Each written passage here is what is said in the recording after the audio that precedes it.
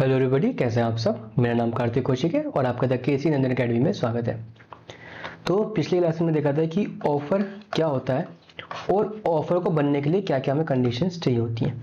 तो आज की क्लास में हम देखेंगे कि ऑफर का स्वीकृति होती है, एक्सेप्टेंस होता है, तो किस चीज़ को हम एक्सेप्टेंस मानेंगे, किस चीज़ को एक्सेप्टेंस नहीं मानेंगे, क्या क्या उसकी कंडीशंस उसमें रहती है। तो शुरू करते हैं एक्सेप्टेंस को लेके। Acceptance has been defined under section 2B of the Indian Contract Act 1872। तो acceptance हमारा कहाँ डिफाइन कर रखा है, सेक्शन 2B में डिफाइन कर रखा है। 2B में मतलब 2 ख में डिफाइन कर रखा है भारतीय संविदा अधिनियम के। ठीक है, ये क्या कहता है, इसको भी हम टुकड़ों में पढ़ेंगे कि when a person to whom the proposal is made। ठीक है, अब सबसे पहले समझते हैं जो हमने प्रपोजल पढ़ा था। ठीक है, वहां पर हमने क्या पढ़ा था कि जब एक व्यक्ति क्या करता है, दूसरे व्यक्ति को विलिंग करता है, अपनी इच्छा प्रकट करता है। किस चीज की इच्छा प्रकट करता है कि टू डू या फिर नॉट टू डू।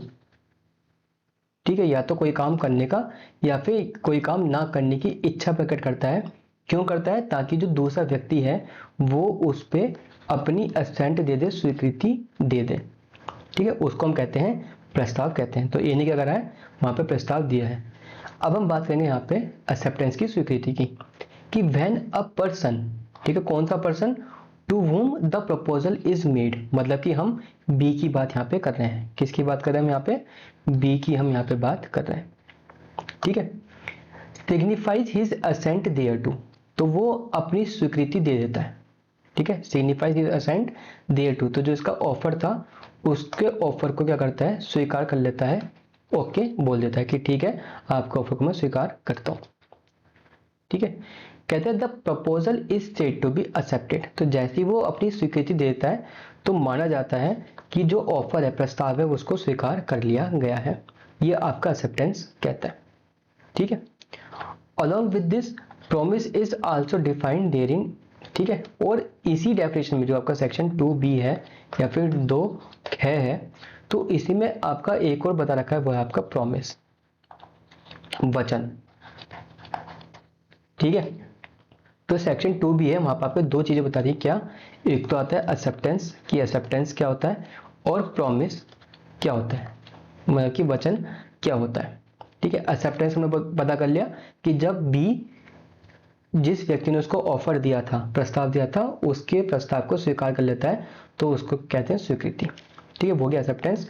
अब प्रॉमिस क्या होता है, ये कहता है कि a proposal when accepted become promise, कि जब ए ने कोई ऑफर दिया, बी ने उसको स्वीकार कर लिया, तो अब ये जो ट्रांजैक्शन बन गया, ये क्या बन गया, ये हो गया प्रॉमिस। इसको हम कहते हैं वचन। अब ये वचन बन चुका है, अब अपने वचन से ना तो आप पीछे हट सकते, ना ही मैं पीछे हट सकता हूं। ठीक है, तो जैसे ही ऑफर एक्सेप्ट होता है, प्रस्ताव क्या होता है, स्वीकार होता है, वैसे ही वहां पर क्या बन जाता है, वचन बन जाता है।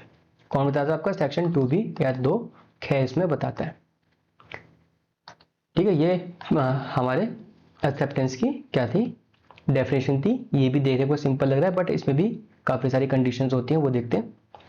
तो एक्सेप्टेंस के लिए कंडीशंस की हम बात करते हैं। तो पहली कंडीशन क्या आता है, acceptance must be given by party to whom offer is made. Simple सी बात है, अगर ए ने बी को ऑफर दिया है, ठीक है, तो बी ही उसको स्वीकार करेगा। ऐसे नहीं कि सी कह दे कि ठीक है तुमने ऑफर दिया है, हम स्वीकार करते हैं, कि नहीं, जब तक बी ना बोले तब तक वो स्वीकार नहीं माना जाएगा। ठीक है, जिसको ऑफर दिया गया है वो ही स्वीकार करेगा और कोई स्वीकार नहीं करेगा। सेकंड आता है, acceptance can not be given before communication of offer, कि जब तक ऑफर कम्युनिकेट ना हो जाए, ऑफर मेरी तरफ से आपकी तरफ तक ना आ जाए, तब तक आप जो उसको स्वीकार नहीं कर सकते। ठीक है, ए ने कहा कि मैं आपकी कार 2 लाख, ए इतना ही बोल पाया था, बी ने कहा ओके मैं अपनी कार आपको 2 लाख में बेच दूंगा। ठीक है, तो ए ने कहा है कि पहले अपनी बात को तो पूरी कर लो। ए ने कहा है कि मैं आपकी कार 2 लाख, अब आगे क्या, कुछ भी हो सकता है ना। ठीक है, मैं आपकी कार 2 लाख में नहीं खरीदूंगा, ये भी तो बोल सकता है। ठीक है, तो बी उसको स्वीकार नहीं कर सकता। कब तक नहीं कर सकता? जब तक कि ए का जो ऑफर है पूरी तरह से कम्युनिकेट ना हो जाए। तो ये रूल है कि जब तक ऑफर कम्युनिकेट ना हो जाए तब तक हम उसको नहीं कर सकते।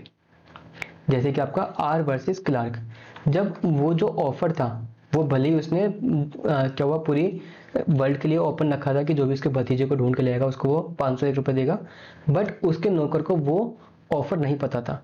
तो जब ऑफर नहीं पता था तो उसको स्वीकार भी नहीं किया जा सकता था, तो वहां पे कॉन्ट्रैक्ट नहीं बनता है और नौकर को कुछ भी नहीं मिला था। ऐसे ही वो लालमन शुक्ला वाला केस था, ठीक है, भतीजे वाला। आर वर्सेस क्लार्क क्या था? जब वो नदी को पार कर रहा था, तो जब उसके ध्यान में, जब वो भले ही उसको ऑफर की नॉलेज हो, बट जब वो परफॉर्म कर रहा था तब उसके दिमाग में ऑफर नहीं था, ठीक है। तो वो जो परफॉर्मेंस कर रहा था वो ऑफर को लेकर परफॉर्म नहीं कर रहा था, तो यहाँ पे एक्सेप्टेंस नहीं मानी गई थी। वहां पे क्या कहते हैं, यहाँ पे उसको कोई भी जो है अवार्ड उसको नहीं मिला था। नेक्स्ट आता है आपका tin versus Hopman and company, ठीक है। तो यहाँ पे भी इसका वैसे इस केस को स्किप कर सकते हैं, ठीक है। तो ये आपके दो केस इंपॉर्टेंट रहेंगे, अदरवाइज बहुत ज़्यादा केस हो जाएंगे। नेक्स्ट आता है आपका mental assent is no assent, कि आप जो है मन मन में कह रहे हो कि ठीक है मैंने आपके ऑफर को एक्सेप्ट कर लिया, वो आपका एक्सेप्टेंस नहीं माना जाएगा। Acceptance must be communicated to the offeror, कि जो स्वीकृति है वो ऑफर को देनी चाहिए। जैसे कि ए ने क्या कहा बी से कि अगर आपने 2 दिन तक मेरे को कोई भी मैसेज नहीं किया तो मैं मानूंगा कि आपकी कार जो है मेरी हो गई है 1,00,000 रुपए में, ठीक है। अगर आपने जो है 2 दिन तक कोई भी मैसेज मेरे को नहीं किया तो मैं मान लूंगा कि आपकी कार मेरी हो गई। अब क्या पता बी का फोन चोरी हो गया हो, ठीक है, या फिर उसका जो है फोन में से नंबर निकल गया हो, या फिर वो बीमार इतना हो गया हो कि फोन ना उठा पाया हो, या फिर कुछ भी इंसिडेंट हो गया हो, ठीक है। ऐसा कुछ नहीं कह सकते ना। तो अगर स्वीकार करना है तो ये क्या हो गया, मेंटल असेंट हो गई। मन मन में मान लिया कि दो दिन तक कोई रिप्लाई नहीं आया तो मैं जो आपकी कार अपनी मान लूंगा, तो ये आपका कोई भी स्वीकृति नहीं होगी। भाई मेंटल असेंट जो है, आप मन मन में सोचते थे कि भाई उसने स्वीकृति दे दी है, तो वो असेंट नहीं है। भाई उसको प्रकट करो, उसको बताओ कि भाई हम अपनी कार बेचना चाहता हूँ या फिर नहीं बेचना चाहता हूँ, ठीक है, ये कंडीशन आ जाती है। नेक्स्ट आता है आपका एक्सेप्टेंस मे बी एक्सप्रेस और इम्प्लाइड। तो जो आपकी स्वीकृति है वो एक्सप्रेस भी हो सकती है, इम्प्लाइड भी हो सकती है। एक्सप्रेस मतलब लिखकर या फिर बोलकर, ठीक है, या फिर इशारों में हो सकती है। इम्प्लाइड मतलब कि आपको भी पता है कि भाई, मतलब एक्ट से ही पता चल रहा है हमको एक्ट से, उसके कृत्य से हमें पता चल रहा है कि भाई ये ऑफर की इंटेंशन रखता है, तो हमने उसको स्वीकार कर लिया। जैसे कि आपका Carlin versus carbolic smoke ball company थी, ठीक है, इस वाला केस था।